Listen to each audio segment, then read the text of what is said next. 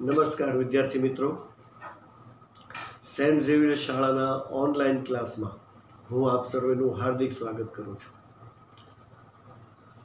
SP6 આપણું છઠ્ઠું chapter કંપનીની સભાઓ, આ ચેપ્ટર આપણે કન્ટિન્યુ છે. અને આ ચેપ્ટરનો આમ તો છેલ્લો પોઈન્ટ જે વિશેષ શબ્દો આપેલા છે એમાં જે બે ભેગા બોલાતા શબ્દો છે એમાં આપણે એક શબ્દને લાસ્ટ લેક્ચરમાં પૂરો કર્યો, જે પ્રસ્તાવ હતો. પ્રસ્તાવ એટલે ચર્ચા વિચારણા માટે જે મુદ્દો રજૂ કરવામાં આવે સભાની અંદર, એની ઉપર વાતચીત થઈ અને એ મુદ્દો જે છે એ મૂળ પ્રસ્તાવ કહેશે. જો એ બહુમતીથી પસાર થશે તો એ જ ઠરાવ બનશે. એટલે આ પ્રસ્તાવમાં ઠરાવની વ્યાખ્યા પણ સામેલ થઈ જાય છે. પ્રસ્તાવ અને ઠરાવ એ ચર્ચા અને એનો મંજૂરી એ રીતે પણ કહી શકાય છે.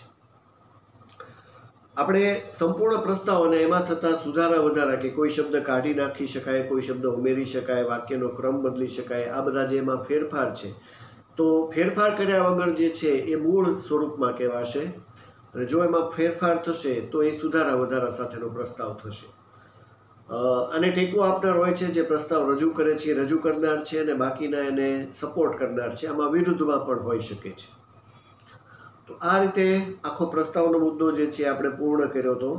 અને પ્રસ્તાવમાં જે બદલાવ આવે એ મૂળ પ્રસ્તાવથી વિરુદ્ધ ન હોવો જોઈએ, એ પણ ખાસ છે.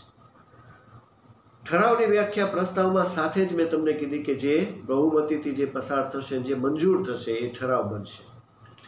તો આને ધ્યાનમાં લઈને હવે જે પોઈન્ટ છે એ ઠરાવ છે, પણ ઠરાવના પ્રકારો સાથે એની વાત છે. આમાં ઠરાવની વ્યાખ્યા કરતાં એના પ્રકારો જે છે એની વ્યાખ્યા આવશે.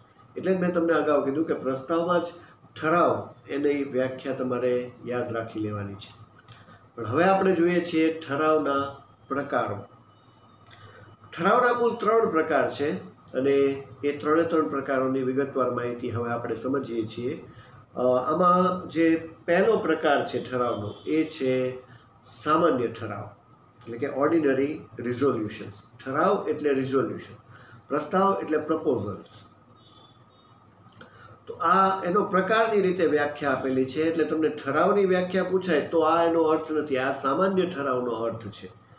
બરાબર. ઠરાવનો તો મેં તમને આગળ કીધું જ કે જે મૂળ સ્વરૂપમાં અથવા સુધારા વધારા સાથે બહુમતીથી તરફેણમાં પસાર થશે એ ઠરાવ બનશે. પણ આ ઠરાવનો પહેલો પ્રકાર છે અને એમાં નામ છે સામાન્ય ઠરાવ. અને એનો આ અર્થ છે જે આપેલો છે. સામાન્ય ઠરાવ એટલે કંપનીની સભામાં સાદી બહુમતીથી જે ઠરાવ પસાર કરવામાં આવે તેને સામાન્ય ઠરાવ કહેવાશે.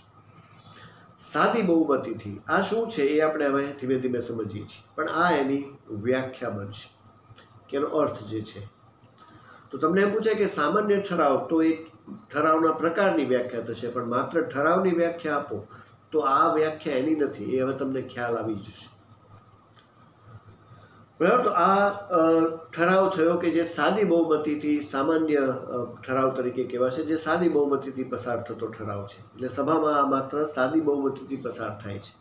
સાદી બહુમતી, બહુમતી એટલે આપણને ખ્યાલ આવી ગયો, પણ સાદી એટલે કેટલી એ હવે આપણે આગળ જોઈએ છીએ. તો આ ઠરાવ એટલે શું, એના તમને અમુક પોઈન્ટ નંબર સિસ્ટમ મુજબ પોઈન્ટ આપેલા છે, જેમાં પણ આને થોડું વધારે ક્લિયર કરશે કે આ સામાન્ય ઠરાવ એટલે શું કહેવાય. તો વ્યાખ્યા તો થઈ ગઈ કે સાદી બહુમતી એટલે સામાન્ય ઠરાવ. પણ આ ઠરાવ એટલે કંપની ધારા પ્રમાણે નોટિસ આપવામાં આવેલ હોય. ટેક્સ્ટબુકમાં ખાસ જોજો, પહેલો જે સામાન્ય ઠરાવને વધારે જે વર્ણવિત કરે છે એ કહે છે કે જેમાં નોટિસમાં એ બતાવવામાં આવ્યું હોય. બીજું, હાથ પ્રદર્શન, અવાજ દ્વારા કે વીજાણુ યંત્ર દ્વારા મતદાન કરીને પસાર કરવામાં આવેલ હોય. મતદાનની જે રીતો આપણે અગાઉના લેક્ચર્સમાં સમજી ચૂક્યા છીએ, એમાં પણ આ રીતો ખ્યાલ છે. હાથ પ્રદર્શન, અવાજ દ્વારા કે વીજાણુ યંત્ર, વીજાણુ ઇન ધ સેન્સ કે ઇલેક્ટ્રોનિક જે ડિવાઇસીસ છે એના ઉપયોગથી. તો આ મતદાનથી જે પસાર થાય એ પણ સાદી બહુમતીથી થતો ઠરાવ, સામાન્ય ઠરાવ બનશે. જો જરૂર હોય તો સભાના અધ્યક્ષના નિર્ણાયક મતનો સમાવેશ પણ આમાં થઈ શકે છે. નિર્ણાયક મત મેં તમને આગળ કીધું હતું, આ એનું ગુજરાતી જો અહીંયા આવે જ છે. કાસ્ટિંગ વોટ જે ઇંગ્લિશમાં હતું એને ગુજરાતીમાં નિર્ણાયક મત કહેવાય છે, જે અહીંયા બતાવેલો છે. જ્યારે બે સરખા મત પડે ત્યારે અધ્યક્ષ એ ચોથો શબ્દ છે જે સભાપતિનો શબ્દ છે. જો સભાપતિના સભાપતિ, ચેરમેન અને પ્રમુખ 3 શબ્દો મેં કીધા હતા. હજી પણ એક શબ્દ આવ્યો અધ્યક્ષ. બરાબર, તો આ ચોથો શબ્દ છે જે સભાપતિનો સમાનાર્થી શબ્દ છે. તો એના મતનો જ્યારે ઉપયોગ કરવાનો હોય ત્યારે પણ એ સામાન્ય ઠરાવ બની રહેશે. બીજું, સભ્ય મતદાન કરી અથવા પ્રોક્સી દ્વારા અથવા ટપાલ દ્વારા મતદાન આપીને સામાન્ય ઠરાવ પસાર કરી શકે છે. જે મતદાનની પ્રક્રિયા છે એમાં પ્રોક્સી દ્વારા મતદાન થાય, ટપાલ દ્વારા જે મતદાન, જેનો કોઈ ઉલ્લેખ નથી પણ અહીંયા ખાલી એટલી વાત છે, ટપાલ દ્વારા જે મતદાન થશે એમાં પણ એ સામાન્ય ઠરાવ બની જશે. તો આ રીતે આ અલગ અલગ એ ઠરાવ કઈ રીતે બને છે એના પોઈન્ટ આપેલા છે. પણ મેઇન છે કે આ જે સાદી બહુમતી જે કીધી વ્યાખ્યામાં જે અર્થ આપ્યો છે કે સાદી બહુમતીથી જે પસાર થાય, તો સાદી બહુમતીથી એટલે કેટલી બહુમતી એ હવે આવે છે જે આ 5મા પોઈન્ટમાં છે કે જે તે ઠરાવની તરફેણમાં પડેલ મતોની સંખ્યા 51% કે તેથી વધુ હોવી જોઈએ. આ રીતે પસાર થાય ઠરાવને સામાન્ય ઠરાવ તરીકે ઓળખવામાં આવે છે. એટલે તમને જે અર્થ આપ્યો છે, જે મેં તમને હમણાં આની પહેલાં પણ કીધું કે જે સાદી બહુમતીથી પસાર થાય છે, એમાં પણ તમે કૌંસમાં લખી શકો કે 51% કે તેથી વધુ એટલે સાદી બહુમતી. બરાબર, આ ખાસ તો તમે અર્થમાં પણ એ ઉમેરી શકો છો કે સાદી બહુમતી કૌંસમાં 51% કે તેથી વધુ એ જે પસાર થશે એટલે 51% કે તેથી પછી વધારે બધી પર્સન્ટેજ ઉપર જે કાંઈ જાય પણ 51% ઓછામાં ઓછી છે. એનાથી વધારે જે પણ થશે એ બધી સાદી બહુમતીથી થશે. તો એ સામાન્ય ઠરાવ કહેવાશે. બરાબર, તો આ રીતે સામાન્ય ઠરાવ જે છે બને છે. અહીંયા ખાસ એક બાબતનો ઉલ્લેખ કરેલો છે કે સામાન્ય ઠરાવ સાદી બહુમતી પસાર થાય છે અને આ ઠરાવને કંપની રજિસ્ટ્રાર પાસે નોંધાવવો ફરજિયાત નથી. આ ઠરાવ છે એટલે જે કાર્યો કરવાના છે એને મંજૂરી જ મળે છે. પણ અહીંયા એક ખાસ આ બાબતમાં બતાવ્યું છે કે આને રજિસ્ટ્રાર સમક્ષ નોંધાવવો ફરજિયાત નથી, એટલે મરજિયાત છે. ટૂંકમાં નોંધાવે તોય તે ઓકે છે, ન નોંધાવે તો પણ ચાલે. બરાબર, એ ફરજિયાત નથી. તો એ એની એક વિશેષતાની રીતે પણ આ પોઈન્ટ આપેલા છે. આમાં ખાસ 51% બહુમતી એ સાદી બહુમતી. હવે તમને લોકોને ખાસ આ ખ્યાલ આવી જશે કે આ સાદી બહુમતી એટલે કેટલી. બરાબર, તો આ ઠરાવનો પહેલો પ્રકાર સામાન્ય ઠરાવ. અને સામાન્ય ઠરાવ એટલે જે બાબતે એના જે વિશેષ વિધા, જે આમ તો લક્ષણો કહી શકાય કે સામાન્ય ઠરાવ એટલે શું એમાં આવી શકે, એ બધું અહીંયા આપ્યું છે કે જેમાં મતદાન પણ સામેલ છે. પણ આ નોંધાવવો ફરજિયાત નથી. બીજો આના હેતુ આપેલા છે, કયા કયા કારણોસર આ ઠરાવ પસાર કરવામાં આવે છે. તો એના હેતુ કયા છે કે જેને લીધે આ ઠરાવ પસાર થાય છે. એક પછી એક હેતુ આપેલા છે કે આવા કામો કરવા માટે સામાન્ય ઠરાવથી એ કાર્યો થઈ શકે છે. બરાબર, પહેલો હેતુ છે કંપનીના વાર્ષિક હિસાબો અને ડિરેક્ટરોનો અહેવાલ સ્વીકારવા માટે. વાર્ષિક હિસાબ જે વાર્ષિક સામાન્ય સભામાં બને છે અને ડિરેક્ટરો જે અહેવાલ આપે છે એ સ્વીકારવા માટે. એટલે એ વાર્ષિક હિસાબ તૈયાર થઈ જાય પછી સેક્રેટરી રજૂ કરે ત્યારે એને સ્વીકારવા માટે પણ ઠરાવ પસાર કરવો પડે છે અને એ સાદી બહુમતીથી થઈ શકે છે. ડિરેક્ટરનો અહેવાલ સ્વીકારવા પર સાદી બહુમતી ચાલે છે. એ હેતુસર આ ઠરાવ હોય છે. બીજું, કેન્દ્ર સરકારની પૂર્વ મંજૂરીથી કંપનીના નામમાં ફેરફાર કરવા. કંપનીનું નામ બદલાવવું હોય, ખાસ તો આવેદનપત્રની નામની કલમ જે તમારે 11માનું ચેપ્ટર છે એની વાત છે, તો એ નામમાં બદલાવ લાવવો હોય તો એની માટે સામાન્ય ઠરાવથી આ કાર્યો થઈ શકે. આ હેતુ છે એનો. ત્રીજું, કંપનીના વિજ્ઞાપન પત્રમાં નોંધાયેલ કોઈ કરારની શરતોમાં ફેરફાર. વિજ્ઞાપન પત્રમાં જે કરાર કરવામાં આવ્યો છે એની શરતો બદલાવી હોય, ફેરફાર કરવો હોય તો સભ્યોની સામાન્ય બહુમતી કે જે સામાન્ય ઠરાવ છે સાદી બહુમતી એનાથી થઈ શકે છે. કંપની સંચાલકોની ચૂંટણી કરવા માટે. સંચાલકોને ચૂંટીને લાવવાને હોય ત્યારે પણ સાદી બહુમતી ચાલે છે અને એ હેતુસર પર આ ઠરાવ પસાર થાય છે. ભલામણ કરેલ ડિવિડન્ડ જાહેર કરવા. ડિવિડન્ડનો મુદ્દો આપણે પહેલા ચેપ્ટરમાં સમજી ચૂક્યા છીએ. ડિવિડન્ડની ભલામણ સંચાલકો કરે છે એ બાબતે એની માટે સામાન્ય ઠરાવ જે છે પસાર થાય છે. તો એ લોકો ભલામણ કરશે. પછી એક હેતુ છે કંપની ઓડિટરની નિમણૂક અને મહેનતાણું નક્કી કરવા. કંપનીમાં જે હિસાબો ઓડિટ કરે છે એવા ઓડિટરની નિમણૂક કરવી હોય કે એનું મહેનતાણું નક્કી કરવાનું હોય ત્યારે જે કંઈ નક્કી થશે એને બહુમતીથી સાદી બહુમતીથી પસાર કરવામાં આવશે અને સામાન્ય ઠરાવ બની જશે. સંચાલકોની નિવૃત્તિ પછી આવેલ સંચાલકોની પુનઃ નિમણૂક. કોઈ સંચાલક નિવૃત્ત થશે અને એની બદલે જે છે પુનઃ નિમણૂક, પણ એ ફરીવાર જો એને ચૂંટવાનો હોય, નિવૃત્તિ પછી સંચાલકોની પુનઃ નિમણૂક એટલે જે નિવૃત્ત થયો છે એની પછી નવો તો આવી શકે છે, પણ એની બદલે એ જે નિવૃત્ત થાય છે એની જગ્યાએ એનો એ જ પાછો આવે તો એ પુનઃ નિમણૂક કહેવાશે. તો એની માટે સાદી બહુમતી થી આ પસાર થઈ શકે છે પુનઃ નિમણૂક સ્વરૂપે. નિવૃત્ત થતા સંચાલક સિવાય અન્ય કોઈ વ્યક્તિની સંચાલક તરીકે પસંદગી કરવી હોય, બરાબર. જેમ પુનઃ નિમણૂક જૂનાની પાછી કરી શકાય એમ નવા વ્યક્તિને લેવો હોય તો પણ સાદી બહુમતીથી શક્ય છે. તો આવા હેતુ મિટિંગમાં જે છે એ પૂરા કરવા માટે એકચ્યુઅલી આ સામાન્ય ઠરાવ પસાર કરવામાં આવે છે. આ પ્રશ્ન છે જે તમને પૂછાઈ શકે છે, સામાન્ય ઠરાવના હેતુઓ. બરાબર. મોટા પ્રશ્નની રીતે પણ આવી શકે છે 3 માર્ક સુધીમાં, 4 માર્ક સુધીમાં, એ કયા હેતુસર સામાન્ય ઠરાવ પસાર કરવામાં આવે છે. પણ અને 1 માર્કની રીતે આપણે એ પણ વિચારી શકીએ છીએ કે તમને એમ પૂછે કે કંપનીના સંચાલકોની ચૂંટણી કરવા કયો ઠરાવ પસાર કરવામાં આવે છે, તો સામાન્ય ઠરાવ. બરાબર. તો એ રીતે પણ આપણે યાદ રાખવાનું છે.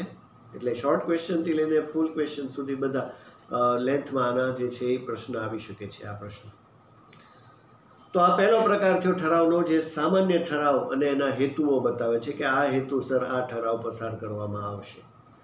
હવે બીજો પ્રકાર આવે છે જે છે ખાસ ઠરાવ. ખાસ ઠરાવ જેનો પર્ટિક્યુલર એક અર્થ નથી આપેલો, કારણ કે આમાં ખાસ ઠરાવ એટલે શું એ જ રીતે સીધા જેમ સામાન્યમાં હતા અર્થનો તો અર્થ છે, પણ એની પછી સામાન્ય ઠરાવ એટલે શું એવી રીતે કરીને પોઈન્ટ પડે. આમાં સીધા ખાસ ઠરાવ એટલે એવી જ રીતે સીધું શરૂ કર્યું છે, પણ એમાં વ્યાખ્યા આવી જશે. આપણે જોઈએ છીએ અને વ્યાખ્યા જે છે એ પણ સ્પષ્ટ કરીએ છીએ.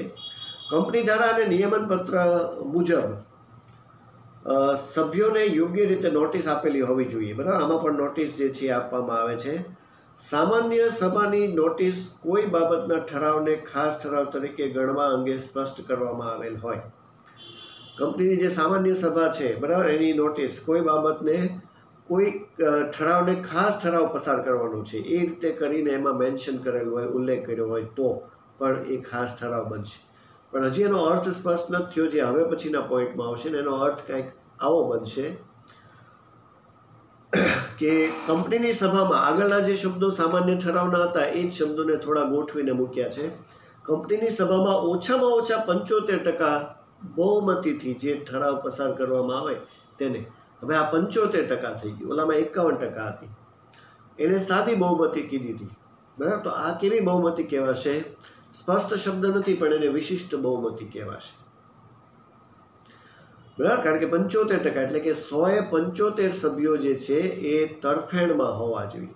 ઓલામાં કેટલા હતા? 51%, એટલે 51 સભ્યો. બરાબર. તો આ રેશિયો જે છે એ સીધો 75%નો થશે. ઓલી સાદી બહુમતી થતી હતી, આને આપણે આ શબ્દ તરીકે વિશિષ્ટ બહુમતી કહી શકીએ. પણ આ એની વ્યાખ્યા બનશે કે ઓછામાં ઓછા 75% બહુમતી જે છે એથી જે ઠરાવ પસાર થશે એ ખાસ ઠરાવ કહેવાશે. જે હવે પણ છે કે ખાસ ઠરાવની તરફેણમાં ઓછામાં ઓછા 75% સભ્યોની બહુમતી આવશ્યક છે. જો 75% એ તરફેણમાં હોવા જોઈએ એ બહુમતી બનશે. એથી વધારે હોય પણ 75% ઓછામાં ઓછી. બરાબર. તો હવે આ ખાસ ઠરાવ એટલે કે જેને સ્પેશિયલ રિઝોલ્યુશન કહેવાય, ઓલું ઓર્ડિનરી રિઝોલ્યુશન હતું, આ સ્પેશિયલ છે. અને એમાં એક હજી પોઈન્ટ છે કે કંપની રજિસ્ટ્રાર પાસે ખાસ ઠરાવની નોંધણી કરાવવી જરૂરી છે, અન્યથા એ દંડને પાત્ર બને છે જે તે અધિકારી.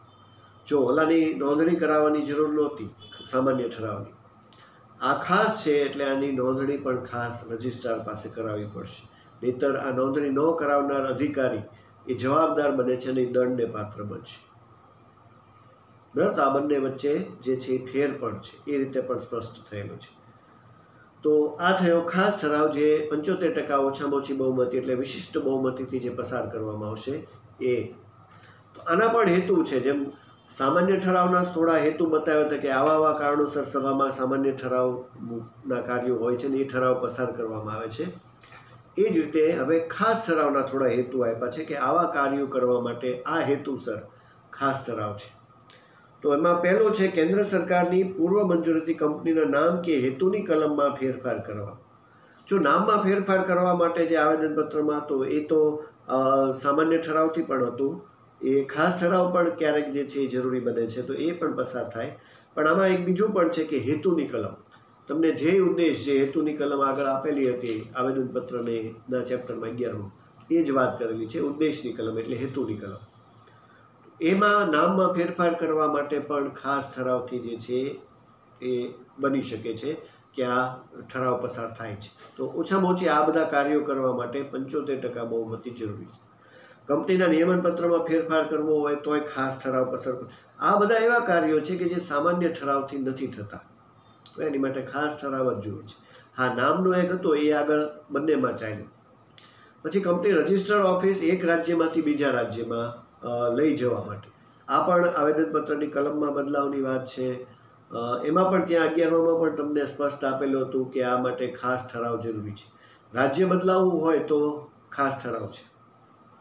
ટ્રિબ્યુનલની મંજૂરીને આધીન કંપનીના મેમોરેન્ડમમાં ફેરફાર કરવા, બરાબર. મેમોરેન્ડમ ઓફ એસોસિએશન જે આપણે આવેદનપત્ર કહીએ છીએ, એની અંદર ટ્રિબ્યુનલ એટલે જે ખાસ અદાલત છે એની મંજૂરીથી આવેદનપત્રમાં ફેરફાર કરવો હોય તો પણ ખાસ ઠરાવ છે.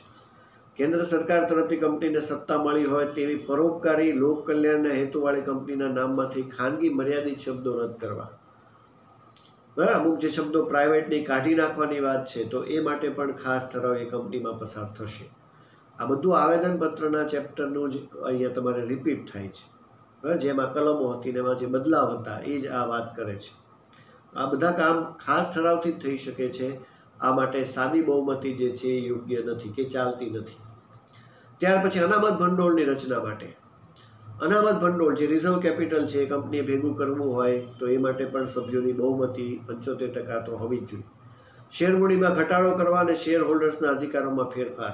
મૂડી ઘટાડો પણ ફરીવાર આવેદનપત્રની જ કલમનું છે.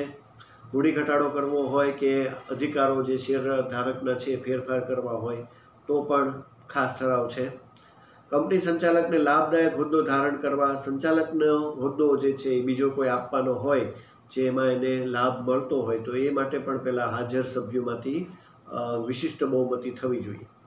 કંપનીના વહીવટની તપાસ કરવા અધિકારીની નિમણૂક કરવા, વહીવટની તપાસ કરવા જે કોઈ અધિકારી નિમાય છે એ અધિકારીને નિમવા માટે પણ ખાસ ઠરાવ પસાર કરવો પડે છે.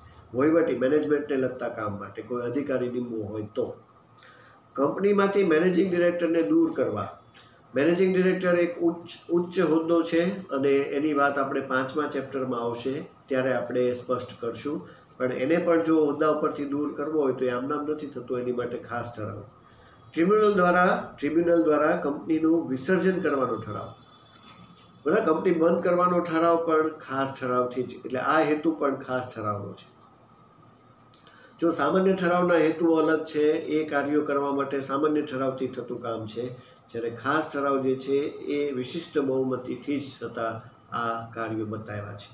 તો આવા બધા કામ એ ખાસ ઠરાવથી થતા છે, બરાબર. આ બંને ઠરાવની વાત કરી. તો હવે આપણે જોઈએ કે આ બંને ઠરાવ જે છે સામાન્ય અને ખાસ ઠરાવથી જ વધારે કાર્યો કંપનીમાં થતા હોય છે. હજી પણ એક ઠરાવનો પ્રકાર બાકી છે, પણ એ બંનેની વચ્ચે એટલે કે ખાસ અને ત્રીજા પ્રકારની વચ્ચે એક તફાવત સામાન્ય અને ખાસ ઠરાવનો આપેલો છે, જે સ્પષ્ટ કરે છે કે આ બંને ઠરાવ એકબીજાથી ઘણા બધા જુદા છે. બંને ઠરાવ જ છે, ઠરાવના જ પ્રકારો છે, પણ છતાં પણ જુદા છે. તો એ બાબતે આપણે હેતુઓ જોયા. આપણે હવે જોઈએ છે સામાન્ય ઠરાવ અને ખાસ ઠરાવ વચ્ચેનો તફાવત. બરાબર, તમને તફાવત આપેલો જ છે અને મોટા પ્રશ્નની રીતે આ પણ 4 માર્ક સુધીમાં આવી શકે છે. 4 મુદ્દાની રીતે તફાવતમાં તમને કાઉન્સમાં લગભગ કીધા જ હોય છે કે આટલા જ મુદ્દા લખવાના છે. તો આ ઠરાવમાં સામાન્ય એટલે ઓર્ડિનરી અને ખાસ એટલે સ્પેશિયલ બંને રિઝોલ્યુશન જુદા છે. એક પછી એક આપણે પોઈન્ટ જોઈએ છીએ. બંનેનો અર્થ પહેલાં સ્પષ્ટ કર્યો છે. કંપનીની સભામાં સામાન્ય ઠરાવ બહુમતીથી એટલે કે 51%થી પસાર કરવામાં આવે છે, બરાબર. મેં તમને અગાઉ કીધું અને હવે તમને સ્પષ્ટ થઈ ગયું કે એ 51% એટલે સાદી બહુમતીથી છે, જ્યારે ખાસ ઠરાવ સભ્યોની 75% બહુમતીથી પસાર કરવામાં આવે છે અને વિશિષ્ટ બહુમતી પણ કહેવાતી હોય છે. તો આ બંને વચ્ચે અર્થથી પણ પર્સન્ટેજ વાઇઝ પણ જુદું છે, એટલે એ પણ બંનેને ડિફરન્શિએટ કરે છે. પછી આવે છે હેતુ. કયા હેતુ? તો હમણાં આપણે બંનેના હેતુઓ જોયા છે, એમાંથી તમે કોઈ પણ હેતુ લખી શકો. આમાં થોડા આપ્યા જ છે, તમને એ સિવાયના પણ કોઈ હેતુ યાદ હોય તો એ લખીને પણ બંનેને જુદા પાડી શકો છો. પણ ખાસ એ આમાં યાદ રાખવાનું છે કે ખાસના ઠરાવના હેતુ સામાન્યમાં ન આવી જાય અને સામાન્યના ખાસમાં, બરાબર? એ રીતે નહીતર પાછો જવાબ ખોટો બનશે. તો સામાન્ય ઠરાવમાં વાર્ષિક હિસાબો મંજૂર કરવા, ડિવિડન્ડની ભલામણ, સંચાલક ઓડિટર નિમણૂક, મહેનતાણું, આ બધા કાર્યો. આ સિવાય પણ તમને જે યાદ હોય એ પણ લખી શકો. તો એ સામાન્ય ઠરાવનો હેતુ છે. ખાસ ઠરાવમાં નિયમનપત્ર, આવેદનપત્રમાં ફેરફાર, કંપની વિસર્જન, લિક્વિડેટરની નિમણૂક, બરાબર? જે હમણાં હતું કે વહીવટીય તપાસ કરવા માટે જે 9મો પોઈન્ટ હતો એ લિક્વિડેટર શબ્દ છે, જે આપણે કંપની વિસર્જનનું જે આ સેક્શનનું છેલ્લું ચેપ્ટર છે એમાં જોશું અને એની વિશે માહિતી મેળવશું, બરાબર? પણ એવા ખાસ કાર્યો કરવા માટે અને મહત્ત્વના કાર્યો કરવા માટે આ હેતુસર ખાસ ઠરાવ છે. એટલે બંનેના હેતુ પણ જુદા છે. પછી આવે છે જરૂરિયાત. શું જરૂરિયાત છે સામાન્ય અને ખાસ ઠરાવની? તો કે રોજબરોજના સામાન્ય કાર્યો કરવા માટે, રોજબરોજના કાર્યો કરવા માટે સામાન્ય ઠરાવ છે, બરાબર? જે નિયમિત રીતે થતા હોય અથવા અવારનવાર થતા હોય. પણ અમુક જે મહત્વના નીતિ વિષયક કાર્યો, નિર્ણયો માટે ખાસ ઠરાવ છે. એટલે બંનેની જરૂરિયાત પણ અલગ છે. ત્યાર પછી નોટિસ બાબતે ઉલ્લેખ કરેલો છે. સામાન્ય ઠરાવ માટે નોટિસમાં ઉલ્લેખ કરવો જરૂરી નથી. હમણાં આગળ કીધું જ, નોટિસમાં એનો ઉલ્લેખ જરૂરી નથી, જ્યારે ખાસ ઠરાવનો નોટિસમાં ઉલ્લેખ કરવો જરૂરી છે, બરાબર? એટલે એ રીતે પણ બંને એકબીજાથી જુદા પડે છે. સરળ તફાવત છે, તમને સરળતાથી યાદ રહી જાય એવા 4 મુદ્દા જે છે તમને આવડી જાય એટલું જ ઇઝી છે આનો તફાવત. એટલે આના તમને પૂરેપૂરા 4 માર્ક 3 માર્ક જેમાં પૂછાય આવી શકે એમ છે. તો નોટિસમાં ઉલ્લેખ શેનો જરૂરી નથી? સામાન્ય ઠરાવનો. શેમાં નોટિસમાં ઉલ્લેખ હોય છે? ખાસ ઠરાવનો. એ જ રીતે એક તફાવત છે નોંધણી માટે. એ પણ આની જેમ જ છે કે સામાન્ય ઠરાવનો જે કાંઈ મુદ્દા ઠરાવ બન્યો એની કંપની રજિસ્ટ્રાર સમક્ષ નોંધણી કરાવી ફરજિયાત નથી, જ્યારે ખાસ ઠરાવમાં જે નિર્ણય લીધા હોય એની નોંધણી રજિસ્ટ્રાર સમક્ષ કરાવી ફરજિયાત છે, બરાબર? તો આ બંનેને જુદા પાડે છે કે બંને એકબીજાથી અલગ છે, સામાન્ય અને ખાસ ઠરાવ, પણ મૂળ આ ઠરાવના જ પ્રકારો બને છે. આ બંને પ્રકારો એના તફાવત. પણ હજી એક જે પ્રકાર છે એ આપ્યો છે અને એ છે સંચાલક મંડળનો ઠરાવ. સંચાલક મંડળની સભામાં જે ઠરાવ પસાર થાય છે એમાં અહીંયા ખાસ, અને હવે આ જૂના કોર્સમાં નહોતું પણ આ એક અત્યારે નવા ઓલામાં એક મૂકેલું છે. પણ આ મૂળ આમાં જે પોઈન્ટ છે એને આપણે જોઈએ છીએ કે આમાં ખાસ લખ્યું છે કે તમામ સંચાલક મંડળના તમામ ઠરાવને સામાન્ય ઠરાવ તરીકે જ ગણવામાં આવે છે. એટલે ભલે આમાં ત્રીજો પ્રકાર મૂક્યો છે ને આપણે ત્રીજાની રીતે યાદ રાખવાના છે. તમને પૂછાય કે ઠરાવના કેટલા પ્રકાર? તો 3 જ યાદ રાખવાના છે. પણ મૂળ આ બધા સામાન્ય ઠરાવ જ છે, જે પહેલો પ્રકાર હતો. સંચાલક મંડળની જે સભામાં જે ઠરાવ પસાર થાય ને એ બધા સામાન્ય ઠરાવ જ હોય છે. હા, એક બાબતમાં અમુક કીધું છે કે જો એ સામાન્ય ઠરાવ શું છે, તો કે વકીલ, કાયદાકીય સલાહકાર અગાઉથી તૈયાર કરે આવો ઠરાવ સાદી બહુમતી પસાર થાય છે. એટલે થઈ ગયું 51%. વધુમાં જ્યારે ખાસ બહુમતીની જરૂર હોય તે પ્રમાણે ઠરાવ ક્યારેક પસાર થાય છે. એટલે કે ખાસ ઠરાવ ક્યારેક જરૂર પડે તો એ ખાસ ઠરાવની રીતે. બાકી લગભગ જે છે એ બધા સામાન્ય ઠરાવની રીતે સાદી બહુમતીથી જ કામ. ટૂંકમાં સંચાલક મંડળનો ઠરાવ ભલે અલગ એક પોઈન્ટ આપ્યો, પણ એમાં ઠરાવ બધા સામાન્ય જ કહેવાય છે, બરાબર? તો આ રીતે આ ત્રીજો પ્રકાર જે સંચાલક મંડળની સભાના ઠરાવોનો પ્રકાર છે. મૂળ 3 પ્રકાર બની જશે. તો આ થયા વિશેષ શબ્દો, જે કંપનીની સભાનું આખું આ ચેપ્ટર છે, જે 10 માર્કનું ચેપ્ટર છે. આમાં MCQ નથી, બરાબર? તો એ એક બાદ કરતાં 10 માર્ક આમાં કવર કરે છે આ આખું સેક્શન, આ આખું ચેપ્ટર સેક્શનના. સભાઓની માહિતી જે છે એ તમને અગાઉ આપી. વિવિધ જે બધી સભાઓ યોજાતી હોય છે શેરધારકોની, સંચાલકોની, અને જે ખાસ સભાઓ છે. ત્યાર પછી આખું ચેપ્ટર બાકીનું જે છે એ એના વિશેષ શબ્દો ઉપર જ ચાલે છે, જે આપણે બધા શબ્દોની વિગતવાર સમજ આજે મેળવી છે. હવે આજે આ ચેપ્ટર આખું જે છે એ કમ્પ્લીટ થયું છે બધા શબ્દો સાથે. પ્રસ્તાવ અને ઠરાવ છેલ્લા જે શબ્દો હતા, બરાબર? તો અહીંયા આ ચેપ્ટર પૂર્ણ કરીએ ત્યારે આપણે દર વખતે જે છે એ સ્વાધ્યાયના જે કાંઈ MCQ છે એ સોલ્વ કરીએ છીએ. આમ તો મેં તમને હમણાં જ કીધું કે આ જે ચેપ્ટર છે એમાં MCQ સેક્શન છે જ નહીં, એટલે તમને એમસીક્યુ તો ન પૂછાય, પણ આને સવાલની રીતે આપણે યાદ રાખી શકીએ.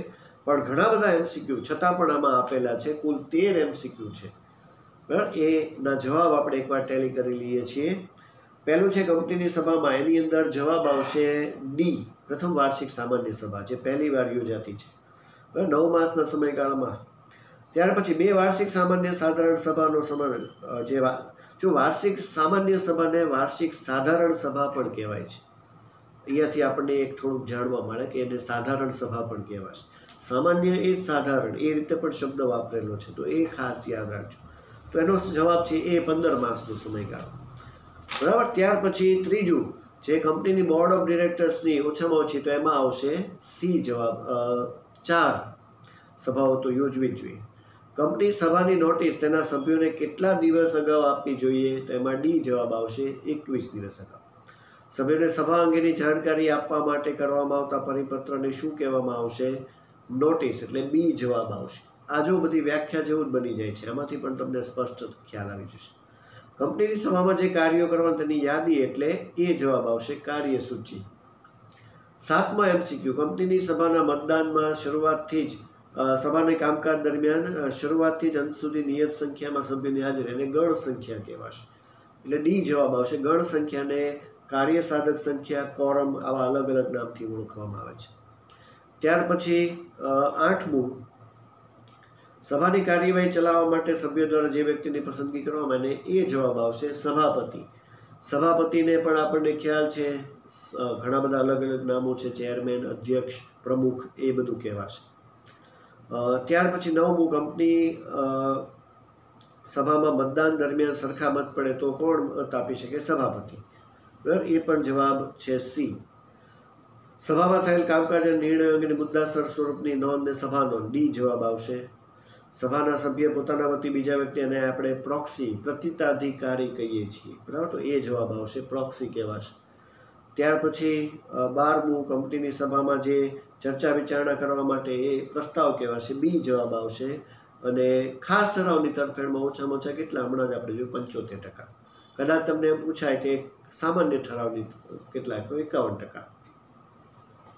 પણ આને આપણે પ્રશ્નોની રીતે વિચારવાના છે, કારણ કે એમસીક્યુ સેક્શન આ ચેપ્ટરમાં છે નહીં બોર્ડમાં, એટલે આપણે એને પ્રશ્નોની રીતે વિચારી શકીએ. તો એ તમારે ખાસ આમાં સમજવાનું છે, બરાબર. આ આખું ચેપ્ટર તમને સોલ્વ કરાવી દીધું. દરેક બાબતો મહત્વની જે છે એ ભારપૂર્વક સમજાવી દીધી. આજે આ 10 માર્કનું ચેપ્ટર, આ સેક્શનનું 6થું ચેપ્ટર, એ આપણે અહીંયા પૂર્ણ કરીએ છીએ, બરાબર. તમારે હોમવર્કમાં આજની જે કાંઈ થિયરી જે આજે સમજાવી, ઠરાવના પ્રકારો, તફાવત નહીં, તો એ એકવાર લખી અને સબમિટ કરાવવાનું રહેશે, બરાબર. આ હતું તમારું હોમવર્ક. તો ચેપ્ટર પૂર્ણ થાય છે. હવે આપણે નવા લેક્ચરની અંદર નવા ચેપ્ટર સાથે ફરીવાર મળીએ છીએ. ત્યાં આપણે નવા ચેપ્ટરની શરૂઆત કરશું. ત્યાં સુધી સર્વેને નમસ્કાર.